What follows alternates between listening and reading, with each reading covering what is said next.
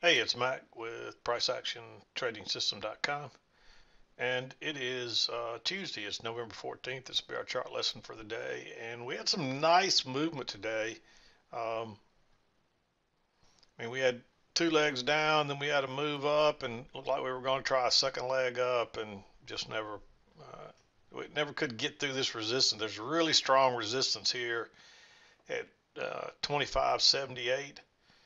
And you can see how many times: once, twice, three times, four times, five times, six times, and then even at the close we couldn't get through there. We closed just one tick above that level, and then instantly when we opened back up we were back below it again. So this is an important price level, um, and there's strong resistance right there. Right now there's a lot of selling comes in when we hit that point. So but yeah, we had a trend down, and here's your first leg down.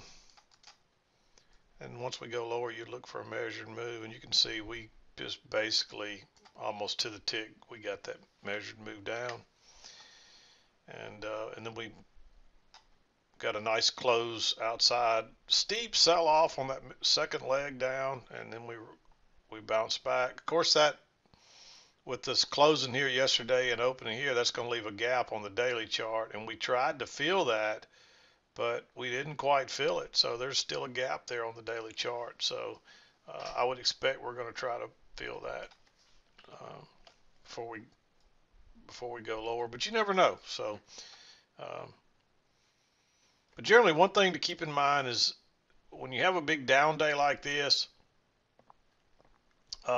what usually happens is you're going to get a correction that's somewhere around 50%, and then you may get another leg down, or you may just end up in a range type day, which even though I wouldn't really characterize this as a range day, this is somewhat of a range here. So, here's your overnight highs, here's your overnight lows, and we got outside of that, but we spent most of the day pretty much inside that level. So, um, it's got characteristics. Really what we did was we had a trend down and a trend back up, and we found so much resistance here. It tried to sell off, but we came right back again. So that's the way I would describe this day. But let's talk about the trades and wrap it up. That's a little later today. I wanted to get out of here a little early, but I got distracted, so I'm just now getting to do this. But anyway, um, first trade I saw was right here. This is really sideways, so this is almost like a little failed break lower. But you got that trend line, and when that turns down right off that, you can get that failed second entry long. I like going short, and that's also a second entry short. Notice that low, first entry, second entry. So there's multiple reasons to like that, and there's a lot of confluence right there. You got your EMA, you got your trend line, you got your support resistance, and this turns out to be very important resistance the rest of the day. So that was a critical price point, and that was a nice move down. And of course, then we correct. You actually get a second entry right here. I don't really like that one. It would have worked, but we're not quite back to the EMA. It is a second entry. There's a first entry, and then you go higher in a second entry. And this little trend here does kind of, there's a little bit of a trend there, and you get a close outside. And you probably could argue for that to be green, but that's too much sideways action. And that's very close to being a doji there. There's about 5 bars in a row. We're not back to the EMA. Again, you could argue for it to probably be green, um, but I don't really like it. I think you're better off to wait. And you can see by waiting, you got a much better entry here.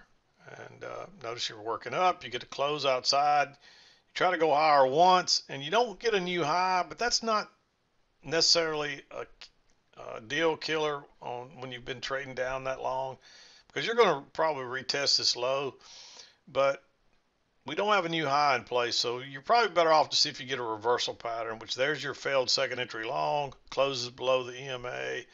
I like big bearish bar. You're better off to wait on this one and look how it takes off. That was easy. This was a just about the easiest trade as you can find. Um, and that's the one you wait on to catch that good one. You don't know that it's going to take off like this. You figure it's going to come down and test it slow, but this thing just takes off. And of course, you want to be looking for that measured move that I showed you a moment ago. So again, you catch a runner on this one too. Nice trade. Um, you get a little correction here, but it's the first break of that trend line, but it's the first entry. It's pretty close to the lows. That's the low of the day. You're not back to the EMA. I'm gonna wait on the second entry here. Just a smart thing to do. It turns out to be a big move down, but um, you're still better off to wait. And of course, you get a little bounce here, and then it breaks lower and traps some people and comes back. But you need a higher low, and you don't really get a higher low here until way up here, and you don't want to be going long way up here on your first correction, right into the high, because you get a little close outside. You got to kind of play this shorter term one here, and you get a close outside a new high. So you got to be careful going short, being above the EMA, but you don't want to be going long right here either. And you finally get a second entry right here. This is really your signal bar, but you can use this one too. So what I would recommend here is let it break above this bar and then drop your limit order back where you would have gotten filled on this one, or maybe even a tick or so further back in there. You could have gotten filled, I think, about 3 ticks back into that bar, and then it takes off, and look at it go. And of course, I'd be looking for,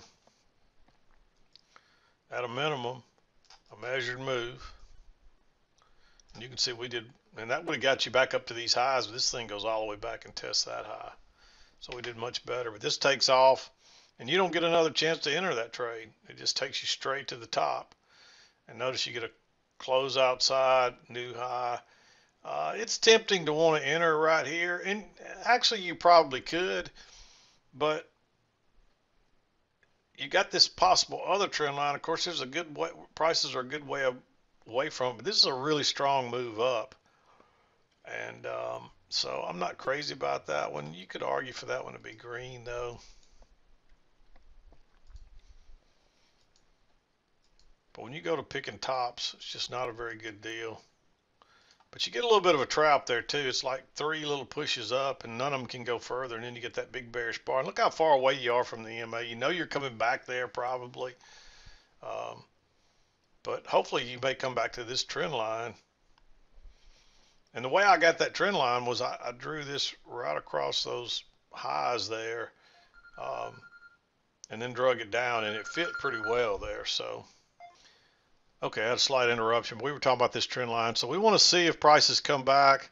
You don't want to be really, there's a lower high here, but that's too bullish, and that's more of an inside bar. So I don't think you want to, and you're probably going to get a second leg here. I didn't talk about that, but you can see here's your first leg, and then you get a correction, and you're probably going to get a measured leg, and look where that puts you, right back to the trend line, a possible trend line at that point.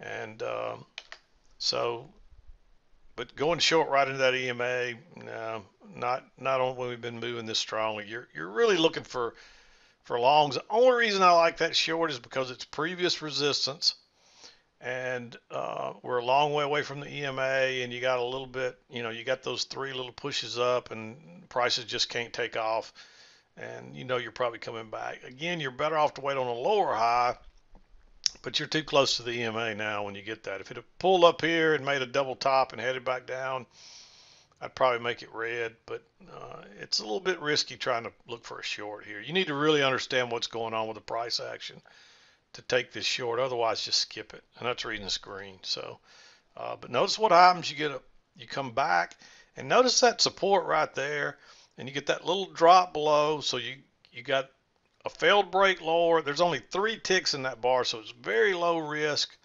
It sets up right at the trend line. You've had a break here and 2 legs down to a new low. Look at that break, and then you got 1 leg, pull back, second leg. There's actually 2 legs in that first one, and then another leg. So I like going long right there. And hopefully it pushes on through the resistance, but it doesn't. And notice how we turn back down again there, and then we come back and test it yet again. So you did get a close outside, and a couple attempts to go up. This is a double test of that level, which is really a double top. And so generally I would not be interested in a trade right here short at all.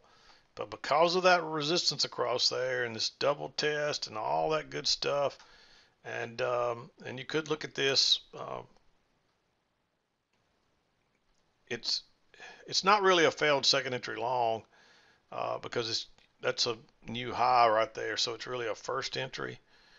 But it's that double test right there that I really like, and the fact that notice that normally prices should have really taken off here, and look how there's a doji and another inside bar, and then this one goes higher, it closes back in there, and then it finally pushes out and makes a little bit of a new high, higher than that one and that one, and it turns down. You don't know that it's going to take off, but really what you're playing is this little range across here. And so you're just looking to get a scalp back to this side, and of course it takes off, so it turns out to be a pretty good trade.